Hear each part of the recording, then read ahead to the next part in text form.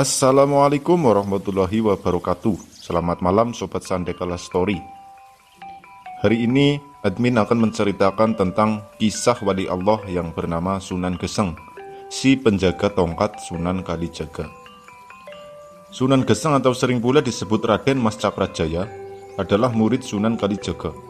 Sebutan Sunan Geseng diberikan Sunan Kalijaga kepada Cakrajaya karena begitu setia terhadap perintahnya, sehingga merelakan badannya menjadi hangus atau geseng dalam istilah Jawa. Maka diberi namalah ia Sunan Geseng. Berdasarkan silsilah Jawa, Raden Mas Cokrojoyo adalah keturunan Prabu Brawijaya dengan Dewi Rengganis, yang melahirkan Raden Rara Rengganis II. Kemudian Ki Ageng Pakotesan menikah dengan Raden Rara Rengganis II, melahirkan Pangeran Semono atau sering disebut Pangeran Murio. Dari hasil pernikahan Pangeran Semono inilah lahir Raden Mas Cokrojoyo atau Sunan Geseng.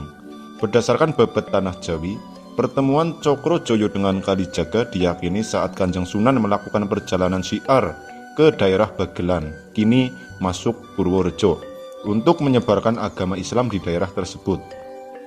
Setiba di daerah Bagelan, Sunan Kalijaga singgah di rumah Cokrojoyo, seorang penyadap aren untuk dijadikan gula, memiliki kebiasaan bernyanyi saat membuat gula aren. Mendengar suara nyanyian Cokrojoyo, Sunan Kalijaga sangat takjub.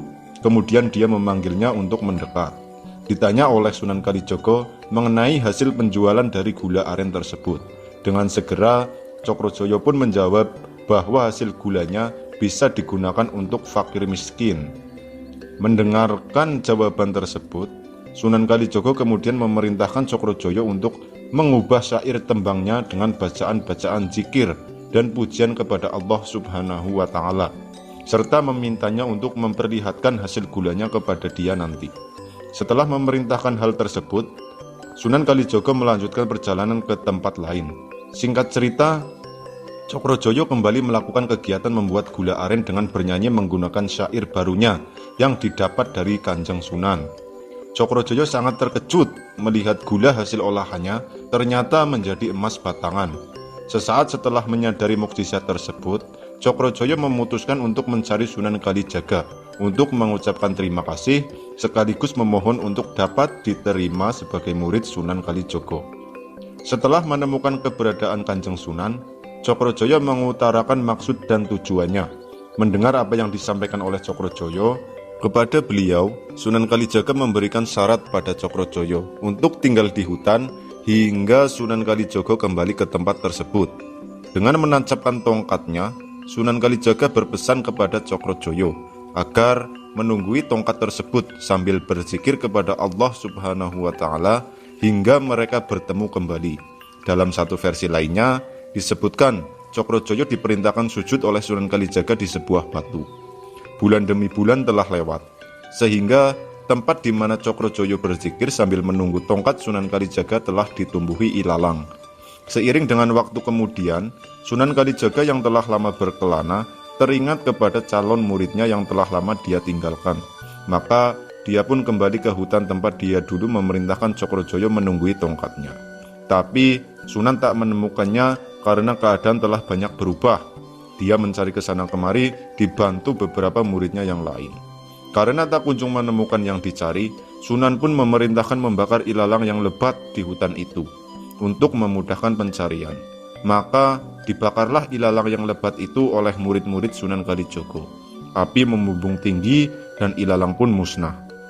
Setelah api reda dan lembah yang semula penuh dengan ilalang itu terang benderang dan tampaklah Cokrojoyo. Sekalipun api membakar ilalang di sekelilingnya, tapi ajaib, tubuh Cokrojoyo dan tongkat Sang Sunan tak terbakar sedikit pun, hanya beberapa bagian bajunya yang terbakar. Betapa terharunya Sunan Kalijaga menyaksikan kesetiaan dan kekuatan hati Cokrojoyo. Konon, sejak saat itu, Cokrojoyo diberi gelar Sunan Geseng oleh Sunan Kalijaga. Setelah itu, Sunan Geseng ditugasi berdakwah dan menjadi imam di daerah Lowanu, Purworejo, Jawa Tengah.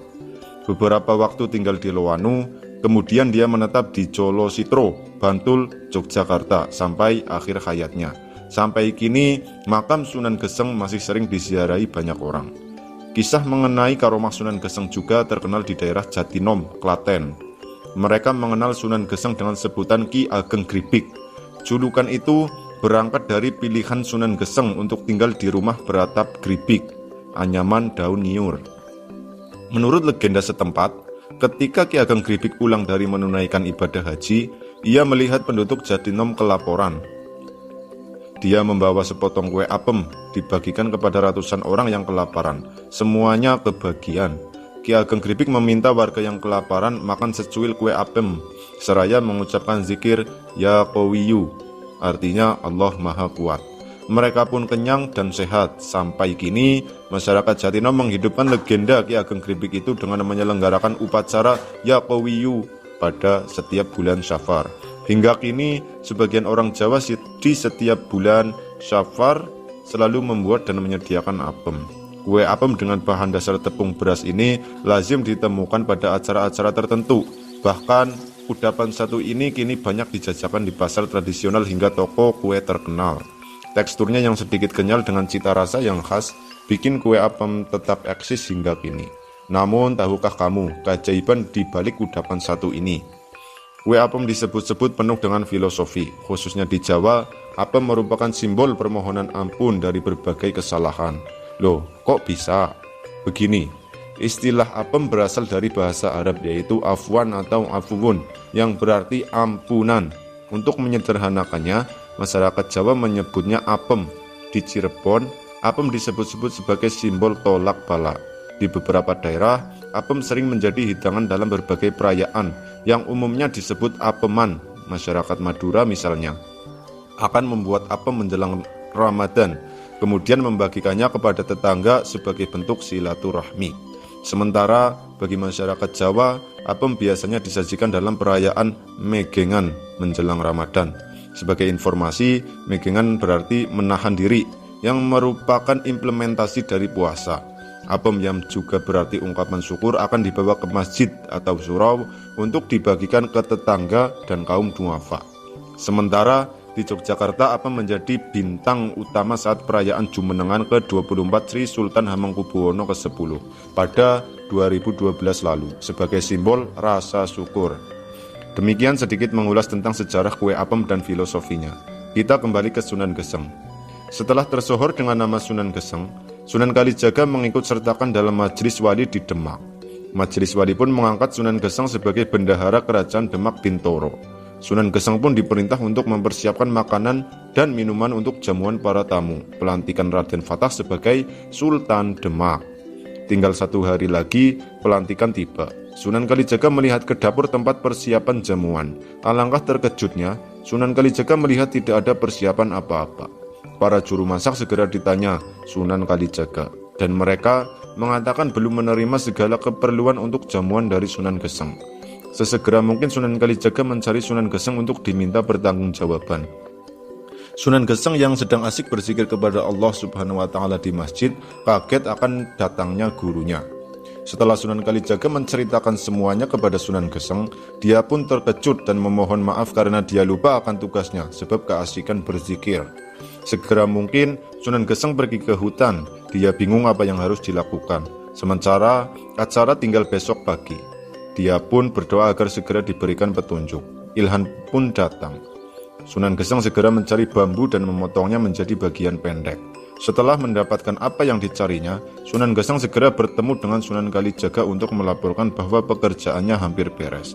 Setelah bertemu dengan Sunan Kalijogo bingung dengan bertanya, bagaimana bisa jamuan semua tersedia dengan hanya sebuah bambu pendek?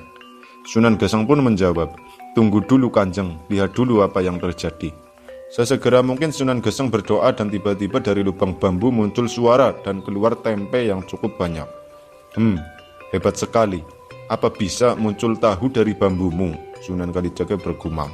Segera Sunan Geseng berdoa dan walhasil tahu pun keluar dari bambunya.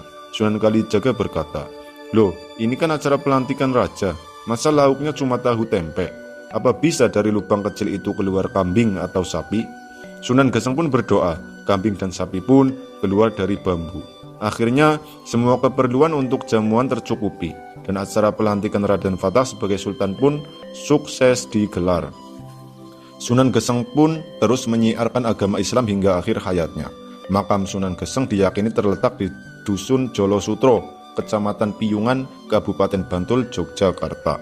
Selain itu, makam Sunan Geseng juga dipercaya terdapat di sebuah desa yang bernama Desa Tirto di kaki Gunung Andong dekat Gunung Telomoyo. Secara administratif di bawah Kecamatan Grebek, Kabupaten Magelang, Jawa Tengah. Pada bulan Ramadan, pada hari ke-20, masyarakat banyak berkumpul di sekitar makam untuk bermunajat. Selain itu, Desa Kleteran terletak di bawah Desa Tirto, juga terdapat sebuah pondok pesantren yang dinamai Pondok Pesantren Sunan Geseng. Ada sebuah makam yang konon juga makam Sunan Geseng, tepatnya di hutan di atas Bukit Kapur, kurang lebih 10 km di sebelah timur kota Tuban, Jawa Timur, yang konon juga tempat Sunan Geseng bertapa di situ. Sampai akhirnya hutan terbakar, dan pada saat dia wafat, diyakini dia juga dimakamkan di tempat itu. Wallahu a'lam bishawab. Nah, sekian cerita pada malam hari ini. Admin mendapat cerita pada malam hari ini diperoleh dari berbagai sumber, antaranya Wikipedia, Subis.com, Dunia Islam, inibaru.id Today, Line.me, smsaid, sindonnews.com. Terima kasih sudah mendengarkan, semoga bermanfaat. Wassalamualaikum warahmatullahi wabarakatuh.